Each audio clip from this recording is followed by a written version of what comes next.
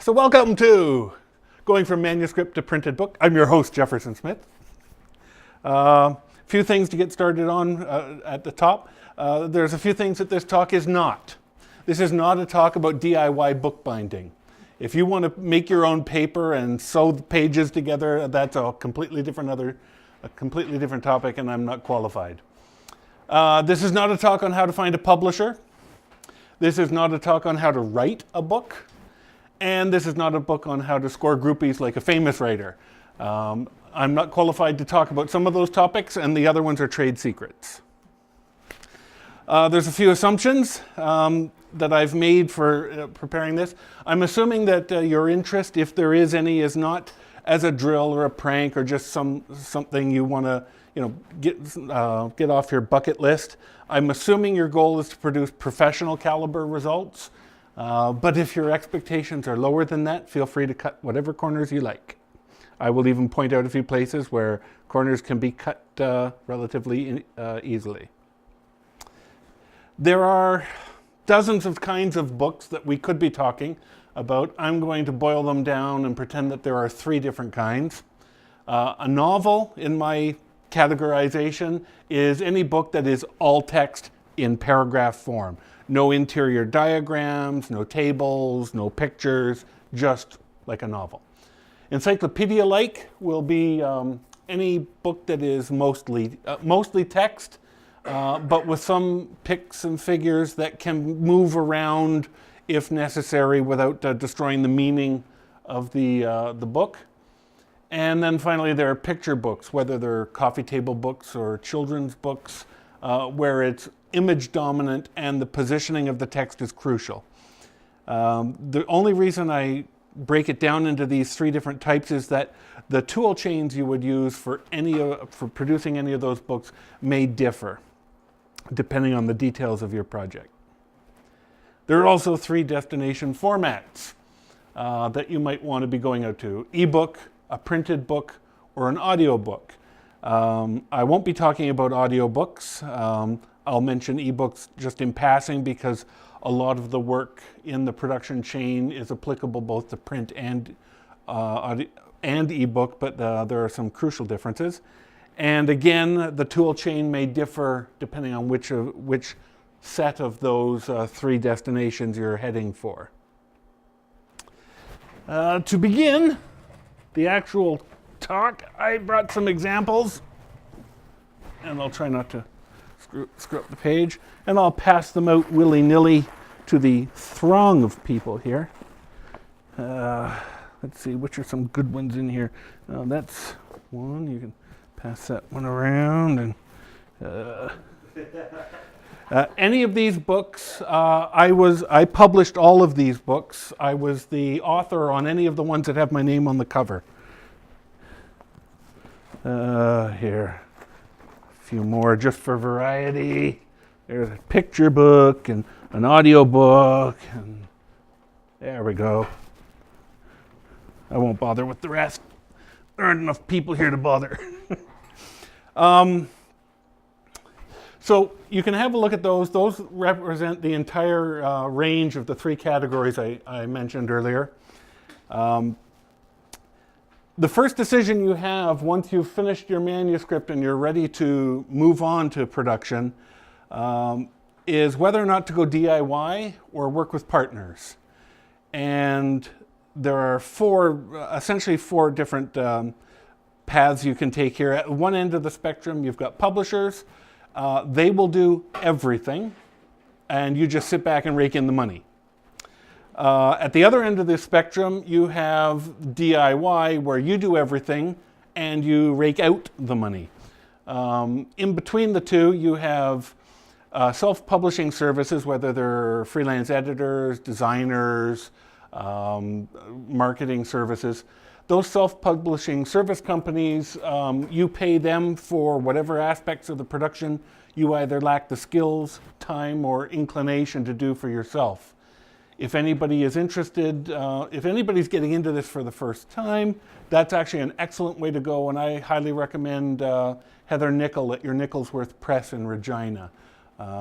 She's pretty good at just about the entire spectrum of services, and a lot of the self-published authors in the province use her. The other one in the halfway in between the two ends of the spectrum is what used to be called Vanity Press. And it's still a thing that exists, and it is kept distinct from self-publishing services because they are essentially fraud. They market themselves as publishers and prey on desperate authors who want to be published traditionally and don't realize until later in the process that they're paying the bills for everything. So I strongly urge you to stay away from vanity press service companies and look them up. Everybody online talks about the ones who are not playing fair. We'll be focusing for the rest of this talk on the DIY method, sort of. There's one thing that a lot of people don't appreciate, and that's that even the major publishers do not do their own printing. That's a specialty function that's almost always farmed out to a printing house. And so whether you're doing DIY or going with a publisher, at the bottom end of the chain, it's always going to a professional print house.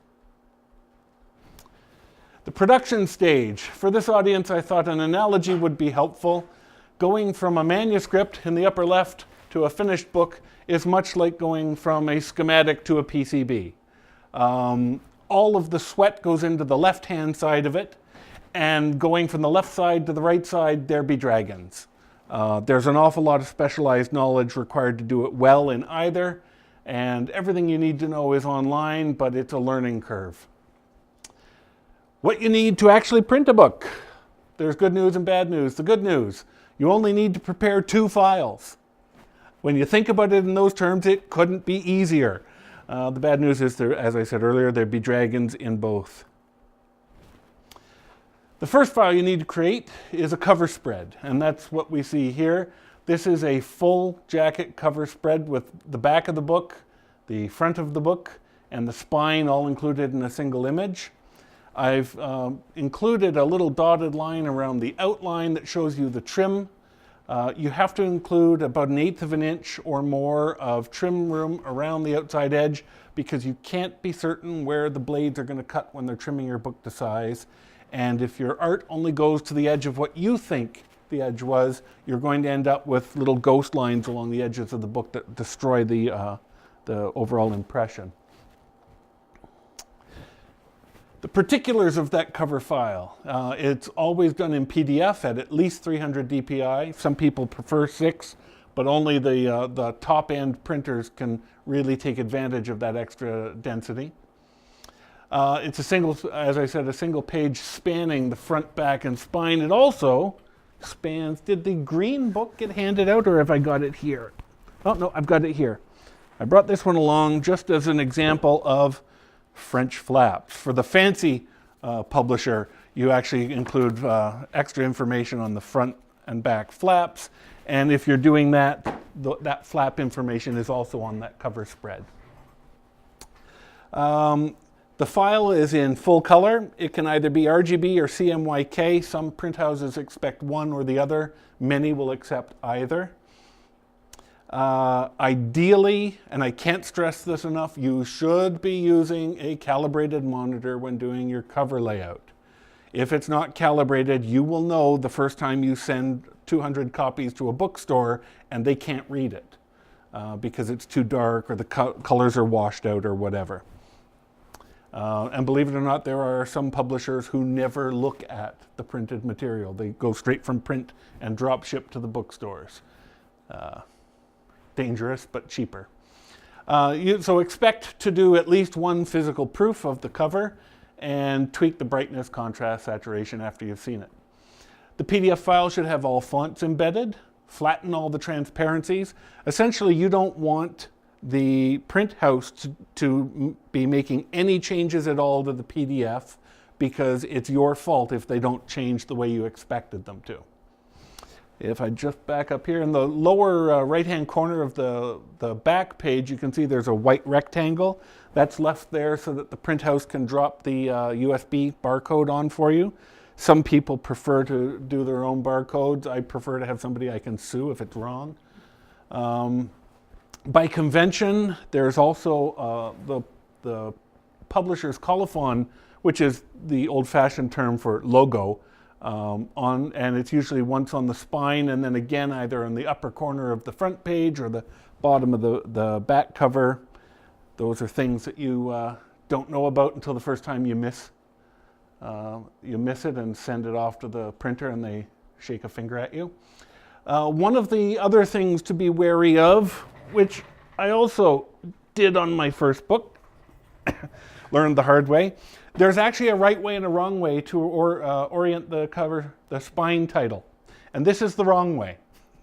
The right way is that the title should be readable when the book is on its back, unless you're in France, Germany, or Spain, in which case it's this way. So if I was selling in parts of Europe, this would be fine, and I should probably mail the books there and see if anybody wants them, because I have 1,000 of them. Had.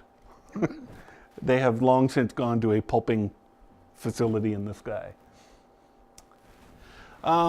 For creating the cover files, there are a variety of options. By far and away the most common and commercially available tools are Photoshop and Illustrator. You do not need them. If you don't already have a subscription, don't bother getting one if this is the only reason that would get you there. I use Blender, GIMP, and Inkscape exclusively. I use almost all of them on every cover I do, and I have never had any complaints about that aspect of the covers I work on. Recommendations for designing covers. Unless you have 20 or more years of graphic design experience, if you DIY it, it will suck. I'm not even going to qualify that with often. It will always suck. There is way more going on in a cover than most people realize, and it's really easy for book readers to spot bad covers, even though they can't say why they're bad. And they move on, and so your book's primary job, or the cover's primary job, is a total disaster. I strongly recommend you hire a designer. It'll cost about $300 to get a decent cover designed. That is not the top of the spectrum. Particularly if you're going to work in, say, fantasy, you can spend $1,000 on custom painting, for example, because the fantasy audience typically expects a painted style cover. But you can take some other alternatives. There is a booming business in pre-designed covers, where you go to their website and look at all the covers they got and pick one that you think is close. You're free to make changes to it if you wish, and those changes are at your own risk, because I refer you back to the DIY comment above. But if you do find a cover that is a fairly good approximation of what you're looking for, they will include the artwork, the template that includes the text layout, and you just have to, and the fonts, and then you just have to type in your title and arrange the text. But even that can be a nightmare. So I've included a link here to one of the more popular sites that does this. They've got several thousand covers, I think, all available at $50 a pop. Well, between 25 and 55, I think, is most of them. There is another route that many authors take, either going to Fiverr or 99 Designs, however you pronounce those, where you essentially throw a description of your book into a pit, and desperate artists fight over who gets to do it for the lowest amount of money possible, and they will prostitute their mothers for the $5 fee to get the right to do your book cover, and it shows. I strongly recommend staying away from it, not because they're often bad. Sometimes you get lucky and they're good, but because it's a horrible, horrible business model that treats designers like cattle. So I kind of dislike it because of the way it makes people work.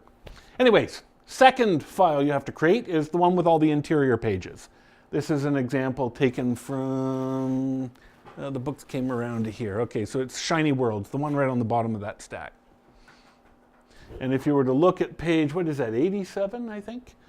You would probably see, oh no, that's Shiny Worlds 2. That's the second one down, my bad. So this is the actual part taken right out of the production PDF for that book. And page 87, if I'm reading that correctly, should be...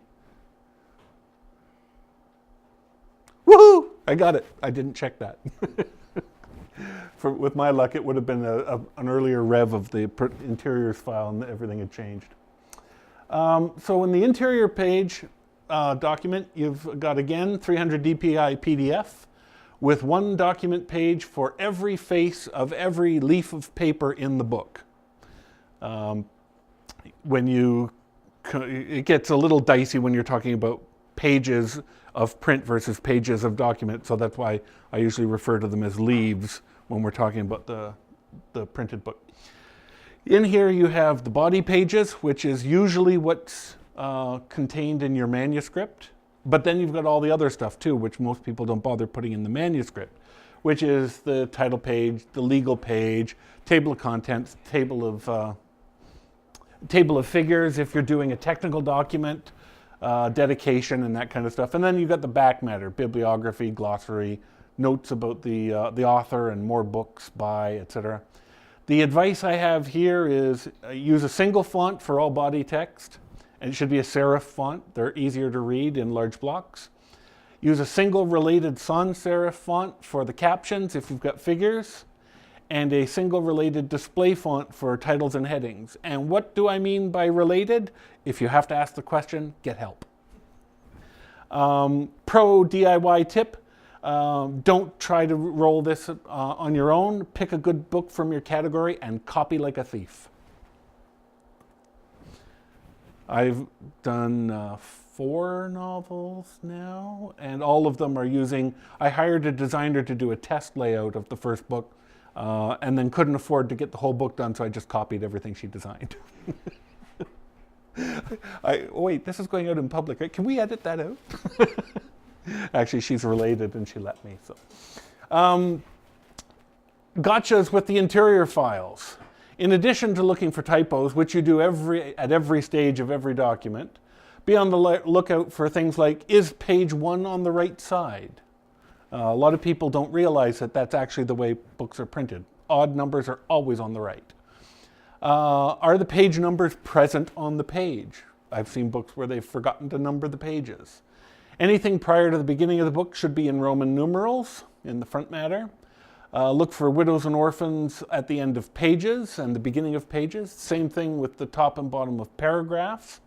And for those who don't know, a widow and orphan, depending on who you ask, widows and orphans might be orphans and widows. They get tossed around indiscriminately. But it's when you have a single word or just 1 or 2 words at the end of a page or at the top of a page hanging on from the previous paragraph. And they look really weird to open a book and see 1 word at the top of the page and then a new paragraph. In addition to those, you can look for margin intrusion. Sometimes, in particular, quotes will sometimes stick out further than the line and intrude into the margins a little bit. And you don't notice when you're laying things out, but readers get hung up on that. It really does intrude on the what's called the saccading, when your eyes come back to the beginning of the next line. If there's anything to stand out, it can throw readers off in the smooth reading process. Justification of the margins, you don't want them to wander. Make sure that the figures are aligned properly with the surrounding text so that the text in the figure or in the caption lines up with the text beside it that's flowing past it in the main body. Anybody know what a river is? Yes. It's when the spaces between words line up to create a white line down the middle of your page. And they happen at the drop of a hat, and you don't notice it unless you're specifically looking for it, or if you're a reader or a critic. Critics will notice them too. Ragged page bottoms. Depending on how you've laid out your pages, you will often find that the pages don't end in a flush line, that one sticks down a full line below the left-hand one or the right, or even a partial line if you've had a figure that's interfered with the line spacing on one of the pages. So the caveat, this is just a list of just a taste of what a professional interior page designer will do for you. If you're at all in doubt or faint of heart, hire one. This can be comparable in cost to the cover.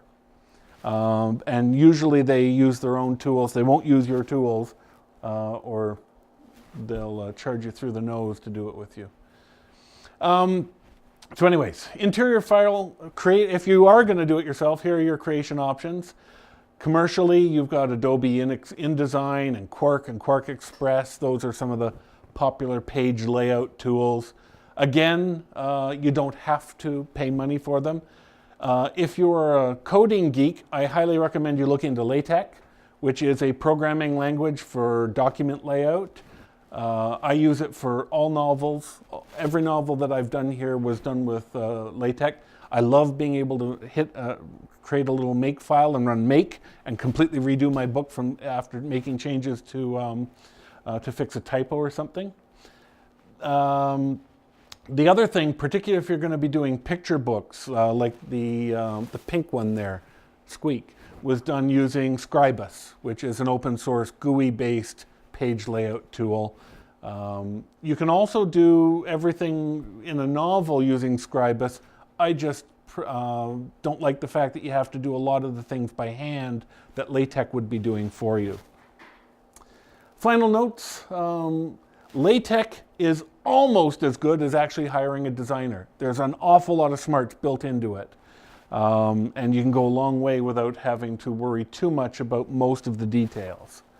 The one warning I will offer is do not export the PDF from your word processor and expect it to work. As a very simple example, books are built-in signatures. They fold a sheet of paper 8 times and print on all the faces and then trim it. And so you end up with a fold with 16 pages around each fold, and then they stitch those together to make the book.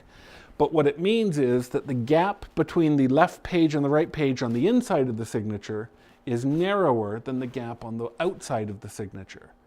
And so if your book layout doesn't take that into account, the inner gutters are going to do this on every page. Every page they'll creep in and then creep back out again because you've got a consistent distance between the left and right page in your layout. And so that kind of stuff can drive you to drink or out of drink, depending on which one you think is bad. So do not export from a word processor. There'd be dragons there too. So with the preparation complete, you've got both your files prepped and proofed, and so we're ready to actually hit print, sort of. This brings us to the thing I mentioned at the top. I'm assuming you're not printing yourself. If you want to print in bulk to save money, you can go with Houghton Boston here in town or with Friesens in Manitoba. They're both excellent. The cost per book, if you're doing, say, 100 books, is between $15 and $20 a book. That's a rough estimate. Obviously, the number of pages matters, and there's all sorts of caveats, but for a typical novel like one of these, those are the quotes I get, $15 to $20. If you're doing 2,000 copies, which is sort of a commercial print run for a book publisher, you get down to about $2 or $3 a book. Much more affordable. But then you've got to figure out where to store them all while you're waiting for the book orders to not come in. That cost includes shipping, and you can expect about 1 to 2 months for turnaround from the time you upload your files to them to the time that they fit you into their production schedule. And that too can vary, but that's a good budget for estimating. They do offer the ability to upload the files online. When I first started, they did not all. Sometimes you had to mail them a disc. And then the other alternative, the other thing you should know is that as part of that contract, they will provide a physical proof. They'll courier you a proof of the cover and of the interior pages, not glued together, just separately. And you can proof them and then send them back. If you prefer to go with the print-on-demand option, which is quite a bit cheaper, your first option is Ingram Spark. Ingram is probably the biggest distributor of just about everything, including books. They also do a lot of electronics distribution. I don't use them because they charge a setup fee for every book you're going to do, even though you're doing all the work. And then they charge you additional fees if you change any of the files. So I don't go there. The one reason that you might use them is that they have excellent ties into the library supply chain. So if you're using Ingram Spark, you have a better shot at getting your book into libraries. The 800-pound gorilla in the print-on-demand market is CreateSpace from Amazon. They have, as you might expect, excellent access to Amazon Kindle. They'll automatically convert your book to ebook for you and post it on Amazon. If you want a single copy of your book, it's $6. Typically, when I order a copy of a book, I have it in my living room by dinner the next day. I don't know how they do it. It's printed in Virginia. They print it, get it through customs, and into my house in about 30 hours. Although they only for $6 plus about $8 in shipping. But then DHL is almost always who brings it, and they charge you GST and duty and all sorts of things that aren't actually supposed to be applied to books. So I only do it as infrequently as I can manage. If you do 2,000 copies, it's still $6 a book. So that's why you can see the larger $2 to $3 a book is a better option if you're printing a lot. And they promise, I think they usually promise 7-day turnaround, but as I said, it's 1 to 2 days is the most I've ever waited. Again, file submission is online. They will provide you with a PDF of the interiors to proof after it's gone through their process. But as I mentioned with the cover design, don't go that route, especially if it's your first time. Pay the $6 plus shipping and actually look at a physical copy. You always find something you didn't expect on the cover. Final warning. If you do all this and you expect to sell books in a bookstore, remember that the bookstore keeps between 40 and 55% of the cover price. They can return any unsold books for full refund, and you pay the shipping both ways.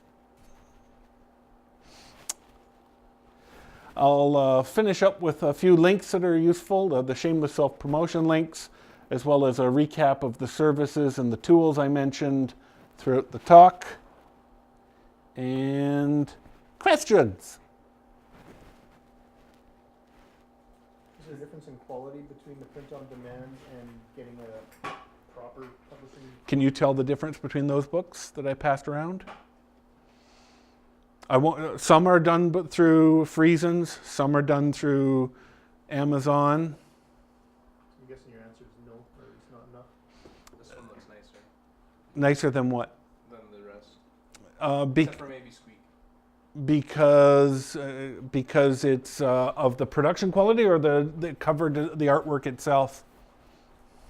The production quality. Okay. Oathkeeper was done by Amazon. In fact, every book you're looking at in that pile was done by Amazon. Except that one down there. That was done at Friesens. Because Gormley can command a larger pre-order than I can. He has a radio show, you know.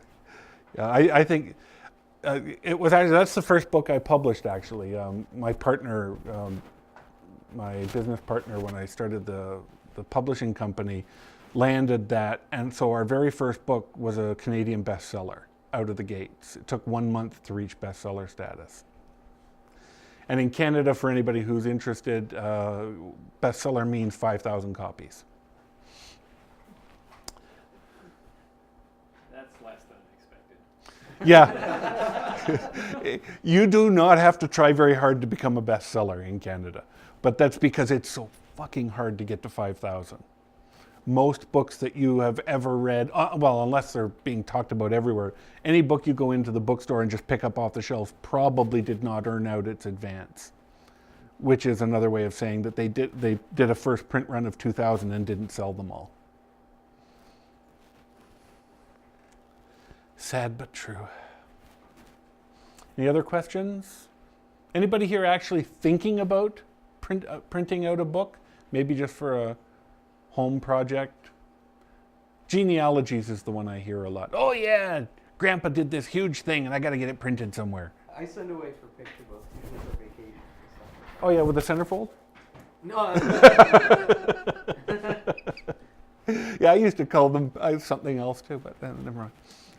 Sending away for picture books. That's a nice euphemism. Anything else? Cool. Thank you. Well, thank you. I have one question. Okay. Is it fun? Oh God, yes. I wouldn't. Nobody does this because they're making a killing at it. Okay. It's a long, slow process to build up an audience, but it's fun. Yes, absolutely. Who needs a vacation when you spend every working day on another planet?